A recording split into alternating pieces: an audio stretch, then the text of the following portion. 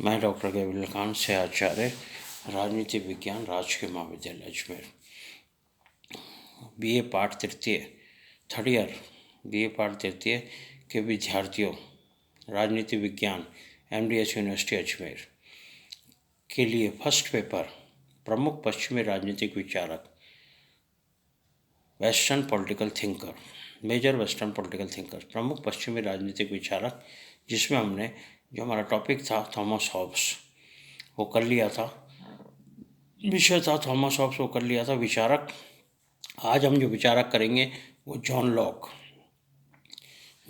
विचारक second unit का second विचारक है जॉन लॉक, वो करेंगे। आज हम जॉन लॉक का परिचय और जॉन लॉक की रचनाएं करेंगे। जॉन लॉक का परिचय सबसे पहले हम करेंगे। जॉन लॉक का परिचय राजनीतिक दर्शन के इतिहास में, राजनीतिक दर्शन का जो इतिहास है, राजनीतिक दर्शन के इतिहास में जॉन लॉक का नाम विशेष आदर या सम्मान से लिया जाता है।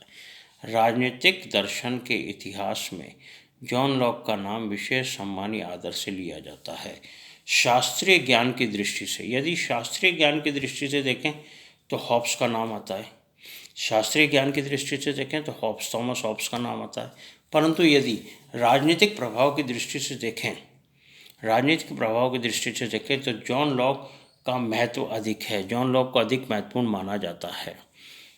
जॉन लॉक का जन्म 1632 में सामरसेट शायर के रिंगटन नामक स्थान पर हुआ था। सामरसेट शायर नाम के रिंगटन नामक स्थान पर हुआ था। उनके पिता एक वकील थे, उनके पिता का कार्य था वकालत। उनके पिता एक वकील थे।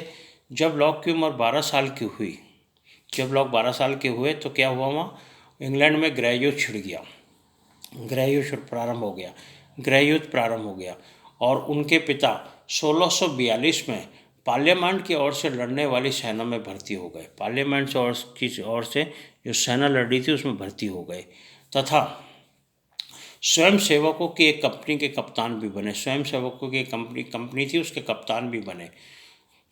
जॉन लॉक की प्रारंभिक शिक्षा उसके घर में ही हुई। जॉन लॉक को स्कूल नहीं भेजा गया, प्रारंभिक शिक्षा उसके घर में ही, परंतु बाद में उसे वेस्टमिनिस्टर के पब्लिक स्कूल भेजा गया। वेस्टमिनिस्टर के पब्लिक स्कूल में भेजा गया। 1652 में उसने ऑक्सफोर्ड के स्कूली शिक्षा समाप्त करके 1652 में उसने ऑक्सफोर्ड के क्राइस्ट चर्च कॉलेज में प्रवेश लिया। क्राइस्ट चर्च कॉलेज में उसने प्रवेश लिया, जहां उसने 1656 में बीए 1656 में बीए तथा 1658 में एमए की डिग्री प्राप्त की। एमए की डिग्री प्राप्त की 1658 में। ऑक्सफोर्ड विश्वविद्यालय से एमए की डिग्री प्राप्त करने के बाद उसने एमए की डिग्री प्राप्त कर ली 1658 में 1658 में। और एमए की डिग्री प्राप्त करने के पश्चात जॉन लॉक वहीं पर क्या करने लगा, वहीं पर यूनानी भाषा, काव्य शास्त्र और दर्शन का अध्यापक नियुक्त किया गया। उसी यूनिवर्सिटी में जिसमें उसने एमए करा था, उसी यूनिवर्सिटी ने उसे यूनानी भाषा, काव्य शास्त्र और दर्शन का अध्यापक नियुक्त किया गया। 1660 तक उसने अध्यापन का कार्य किया। 1660 के बाद ऑक्सफोर्ड के प्रसिद्ध चिकित्सक 1660 के बाद ऑक्सफोर्ड के जो प्रसिद्ध चिकित्सक थे डेविड टॉमस से उसने चिकित्सा शास्त्र का अध्ययन प्रारंभ किया। जॉन लॉक ने उनसे चिकित्सा शास्त्र की शिक्षा प्राप्त करना प्रारंभ किया, चिकित्सा शास्त्र का अध्ययन प्रारंभ किया और शीघ्र ही वह कुशल डॉक्टर बन गया और जल्दी ही वह एक कुशल डॉक्टर बन गया। 1666 में एक ऐसी घटना हुई जिसने लॉक के भविष्य को एक नया मोड़ दे दिया। एक ऐसी घटना हुई जिसने लॉक के भविष्य को एक नया मोड़ दे दिया। क्या घटना थी वो? उस समय के एक सुप्रसिद्ध राजनीतिज्ञ और विग दल के संस्थापक, सुप्रसिद्ध राजनीतिज्ञ और विग दल के संस्थापक लॉर्ड लॉर्ड एंशली अपने इलाज के लिए डॉक्टर थॉमस के पास ऑक्सफोर्ड आए। अपने इलाज के लिए कहाँ आए? डॉक्टर थॉमस के पास ऑक्सफोर्ड आए। डॉक्टर थॉमस द्वारा लॉक का परिचय एंशली से हुआ।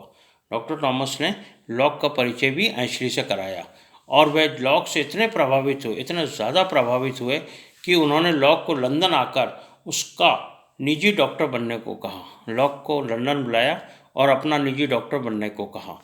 जॉन लॉक ने 1667 में लॉर्ड एंशली के निजी डॉक्टर तथा निजी सचिव के रूप में कार्य प्रारंभ कर दिया।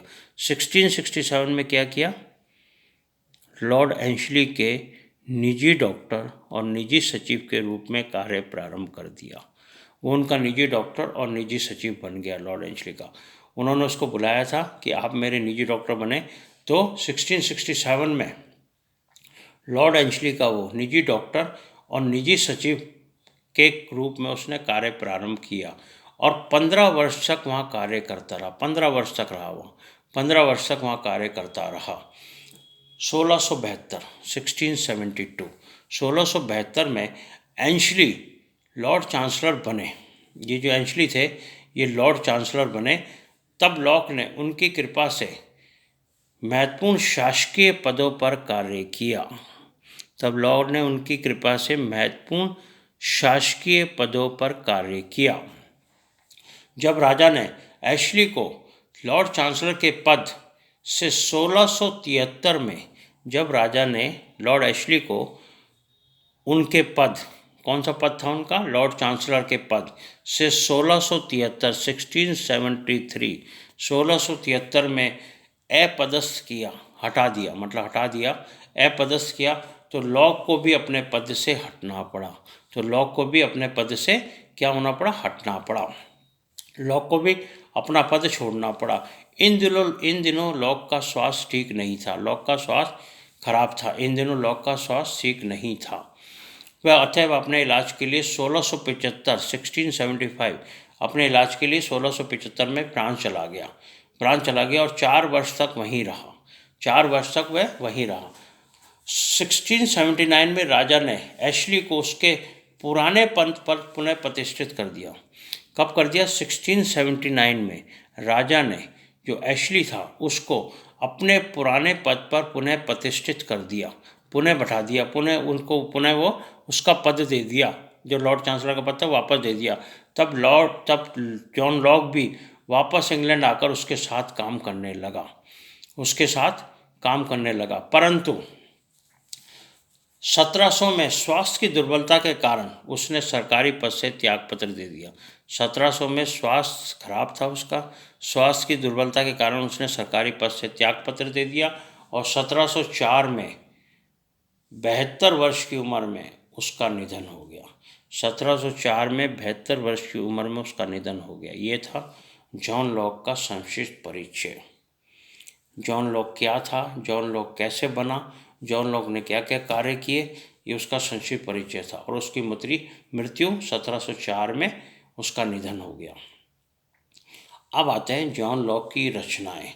जॉन लॉक की रचनाएं कई प्रकार की है, परंतु प्रमुख जो रचनाएं वो हैं, पहला मनुष्य स्वभाव के संबंध में निबंध 1690। मनुष्य स्वभाव के संबंध में निबंध 1690। ऐसे कंसर्निंग ह्यूमन अंडरस्टैंडिंग, ऐसे कंसर्निंग ह्यूमन अंडरस्टैंडिंग। दूसरी जो रचना है, शासन पद पर 2 निबंध 1690। शासन पद पर 2 निबंध 1690। 2 ट्रीटीज ऑन गवर्नमेंट। तीसरा है सहिष्णुता पर पहला पत्र 1689। सहिष्णुता पर पहला पत्र 1689 1689। First letter on toleration. फिर है चौथा सहिष्णुता पर दूसरा पत्र 1690 1690। सहिष्णुता पर दूसरा पत्र 1690। Second letter on toleration. 5वीं किताब थी सहिष्णुता पर तीसरा पत्र 1692। सहिष्णुता पर तीसरा पत्र 1692 1692, third letter on toleration, third letter on toleration. फिर छठा है शिक्षा से संबंधित विचार 1693, शिक्षा से संबंधित विचार 1693 1693। Some thoughts concerning education, some thoughts concerning education. और लास्ट है कैरोलिना का मौलिक संविधान 1692, कैरोलिना का मौलिक संविधान 1692 1692। The fundamentals of constitution of Carolina, the fundamentals of constitution of Carolina, ये थी उसकी रचनाएं जो जॉन लॉक ने लिखी। इन सभी रचनाओं में से शासन पर 2 निबंध, ये जितनी भी रचनाएं, इन सभी रचनाओं में से शासन पर 2 निबंध लॉक की महत्वपूर्ण रचना है। याद रखना, एक लाइन का क्वेश्चन है, शासन पर 2 निबंध लॉक की महत्वपूर्ण रचना है। इस ग्रंथ